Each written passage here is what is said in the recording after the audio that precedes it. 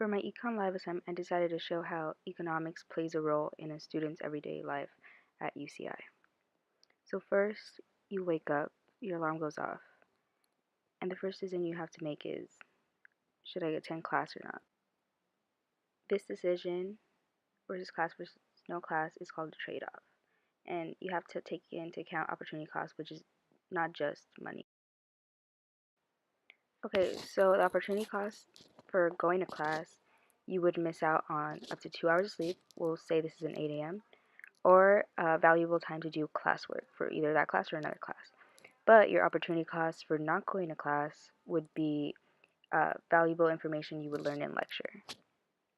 And although uh, you'd be missing two things if you did go to class versus one thing if you didn't go to class, since you value the lecture information more than the other two options, you decide to go to class.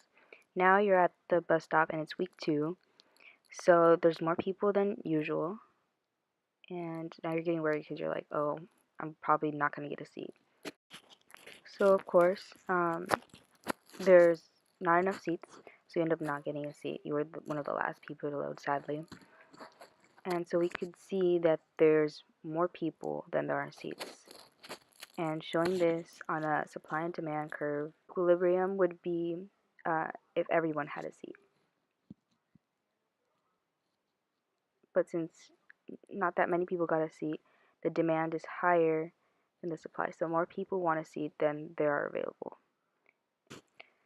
This would be called a shortage because the demand is higher than the supply.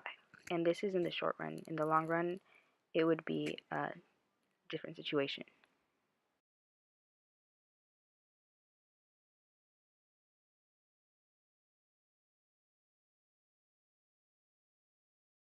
So in the long run, we're saying that you have the necessary resources to expand the size of the bus. The supply would also increase to match the demand of seats wanted. So now we see the increase and we see a new equilibrium in the long run.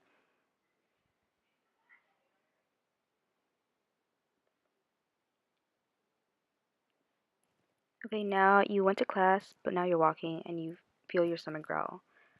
And you start thinking about boba. You've been craving this for a while. And you're like, oh, maybe I should go to Ring Road and see if there's boba available. And you've been craving this so much that you value it at a price of $3.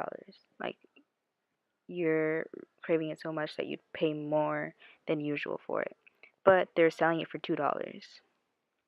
So on this demand curve, we see your price of $3 that you're willing to pay versus $2 at the price they're selling it at. Okay, so the difference between these two would be your consumer surplus. So willingness to pay minus the actual price. And this is, another benefit for the consumer.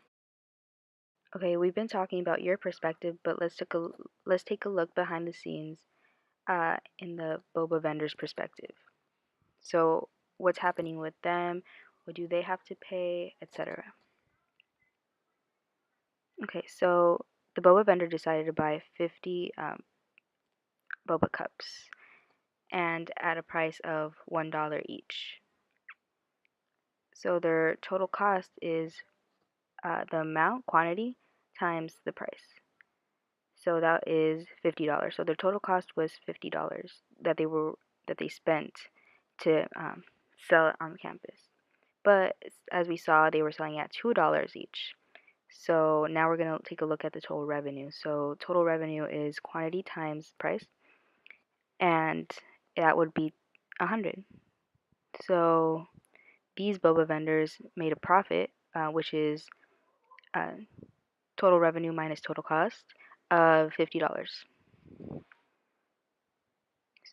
So these boba vendors actually ended up benefiting from spending $50 as they made double that amount. But since they did have a cost of 50, they could only profit of $50. Okay, so you were pretty set on buying the $2 boba, right? But you see Starbucks behind the boba vendors and you're like, wow, like, I'm really tired. Like, should I get boba or should I get coffee?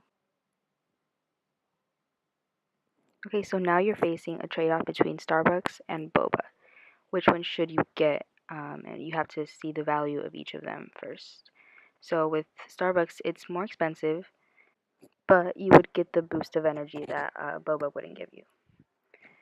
But also, Starbucks comes with a tax, which we'll see in the next scene. Okay, so in the equilibrium is the $5 price that you would pay for Starbucks for only 1 cup, and that's without a tax. And we'll keep it at a flat tax of 40 cents. So your half would be 20 cents. So your tax incidence is 20 cents. So you split it with the supplier, and now you'd be paying 5.20 instead of the $5 to begin with at equilibrium. So now with this tax plus the higher price, you decide to go with the boba, although that wouldn't give you the energy that you need. It is cheaper and you're trying to save as you are a college student. Okay, so this has been your typical day at UCI. So now you've finished with classes, you got the boba you desired, you're back home. Thanks for watching me analyze how econ is involved in a student's everyday life.